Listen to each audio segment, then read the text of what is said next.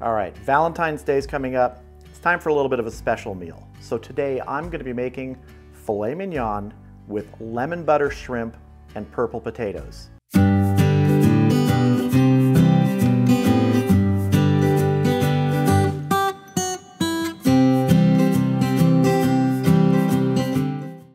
Yes, I've got a couple nice filet mignon steaks, about 6 ounces each, so not huge, not down to medallion size. And we're gonna be cooking those up out on the Weber kettle, pan searing them in cast iron. We're also gonna be cooking some other stuff, the shrimp, potatoes, but also some little baby zucchini. How cute are these? So let's go ahead and get these trimmed up. Just need to take the stems off of these.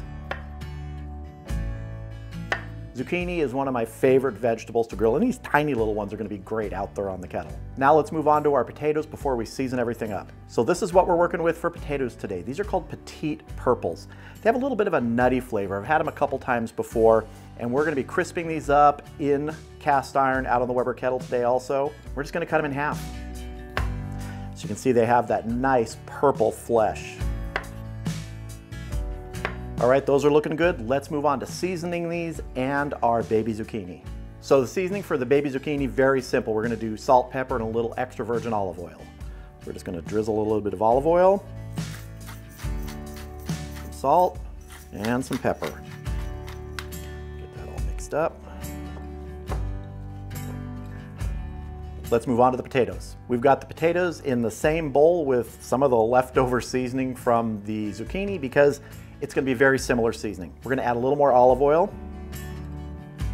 some kosher salt or grinding, cracked black pepper, and we're gonna toss in a teaspoon of dried oregano. Let's get everybody mixed up and coated. That's looking good. Let's move on to seasoning our shrimp. So I've got 6 pretty good sized shrimp here that have been peeled and deveined. We're gonna hit these with a little bit of extra virgin olive oil. We're gonna toss in a teaspoon of smoked paprika. I'm gonna get a good coating on these. And half a teaspoon of cracked black pepper. Mix them up, get everybody coated. All right, that's looking good. Let's finally move on to our steak.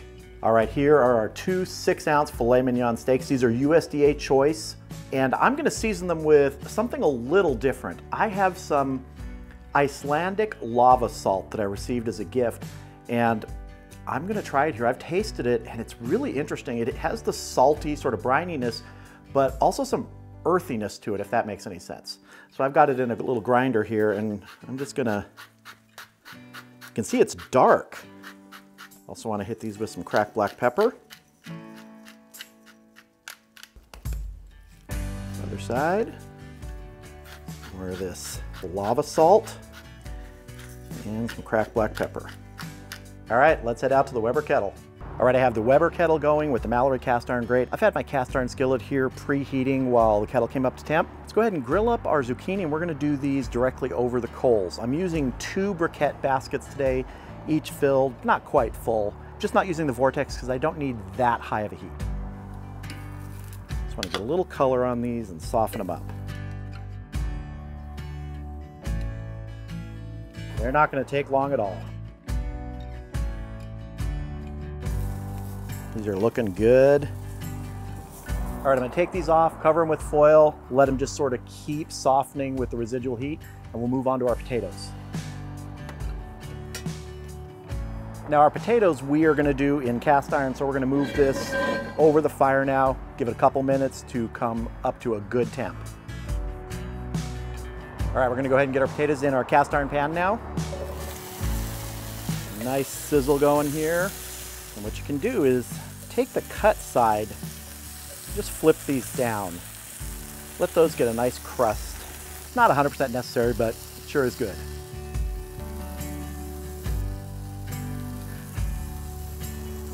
They only need a minute or so. Face down, they can stir them around. Okay, I'm gonna slide these indirect now, and I moved the potatoes over to one side of the pan because one side of the pan just sort of almost touches where the coals are. We're gonna move these indirect, and we're just gonna let them sit here for a few minutes to finish cooking in the hot pan while we get ready to cook up our fillets and our shrimp. All right, I threw the kettle lid on just to sort of speed the process, create a little bit of an oven. Let's see how tender we are. Just using my temperature probe to poke in here just like a knife. Yeah, those are doing good. All right, we're gonna get these off here and move on to our fillets. Gonna be using a different pan for the fillets and for the shrimp today. Want to get this heated up. Get a little oil in there. All right, let's go ahead and get our fillets in here.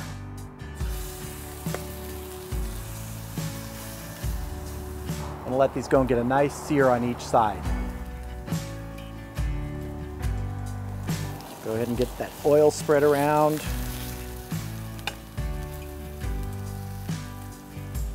All right, let's go ahead and give these a turn.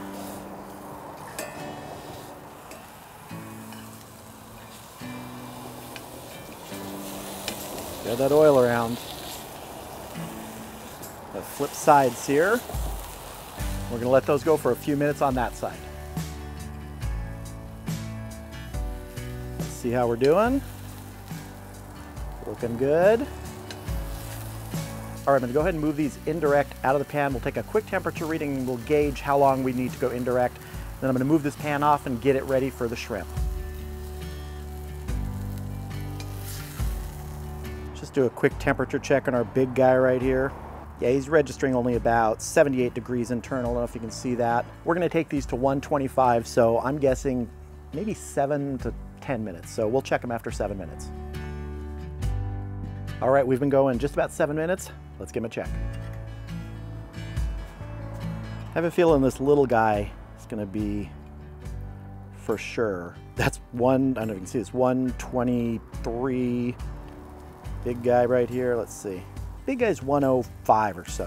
So I'm gonna go ahead and pull the little guy, give the other guy about 3 or 4 more minutes, and then we're gonna move on to the shrimp. All right, we've got our pan back on over the coals heating up. Gonna put a little bit of oil. If you're doing this on the grill, one of the reasons I like to do shrimp at the end is because the coals have burned down a little bit. You don't need super high heat for the shrimp. So we're just gonna let that heat up for a minute and we'll get our shrimp in.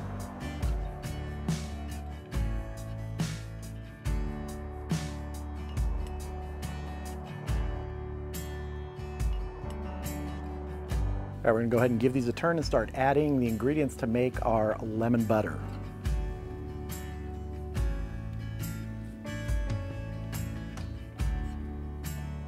I'm gonna add maybe 2 tablespoons of butter here. We're just gonna let that melt. Get all that good flavor off the bottom of the pan. All that shrimp mixed up in there. Again, by doing it this way at sort of the end of the life cycle of your coals, you're not gonna just burn that shrimp quickly where it's raw inside. You give it a chance to cook with these flavors, with the butter, and we're gonna add that lemon juice in just a second. All right, I'm gonna add about a tablespoon, maybe a little bit more lemon juice. Everybody mixed up here. All right, our shrimp is looking good, and that's a good thing because the wind is really kicking up out here. So I'm gonna have to get these off here, get everything inside, plate them up, so we can have a taste. All right, here we are, our pan-seared filet mignon with lemon butter shrimp, purple potatoes, and little cute baby zucchini. It smells really good, and I know it's gonna taste great, but I wanna cut into this filet just real quick so we can see it before we get to tasting. So let me slide this aside. Let's put our filet right here. And let's just, go down the middle here. Ah, there we go. That's what I'm looking for, that, medium rare, maybe touch on the rare side, but really it's right in that medium rare zone at 125 to 130. But that's looking good. I'm gonna cut some slices because it's time to taste. Got my cut up pieces of filet, everything else to taste. I think I'm gonna go with the zucchini first. I'm a zucchini fan, so let's try that. Let's see. What I find the key to zucchini is not overcooking it. I like that little bit of bite. It's cooked through, but it's not mushy.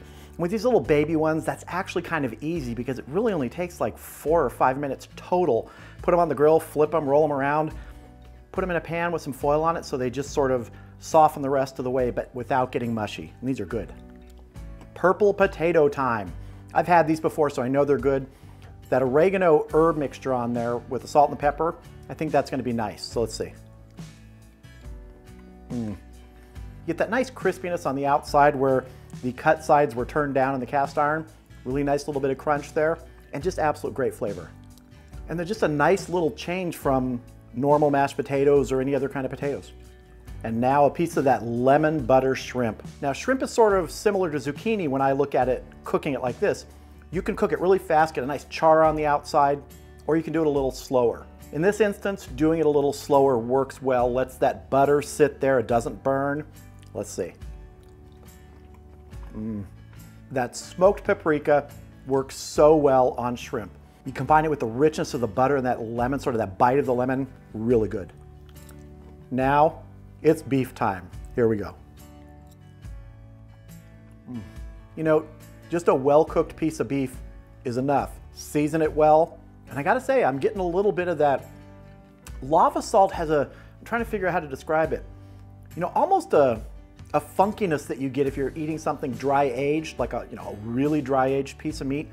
Just that little bite right at the beginning. It's nice. It's like almost a bit of a cheesiness. It's strange, but it tastes really good. Tender, juicy. This cut, you can cook it as much as you want, but I really wouldn't take it too much past this, maybe up to medium. If you like it well done, you can cook your steak any way you want. But for that juiciness and tenderness, this is exactly how I like mine. So if you're looking to make a special meal, don't just stop with the steak. Get some great shrimp, season it up, maybe some baby zucchini or some other small, cute little vegetables, and a different type of potato, because then you're creating a whole meal that complements that beautiful piece of beef that you took the time to grill up.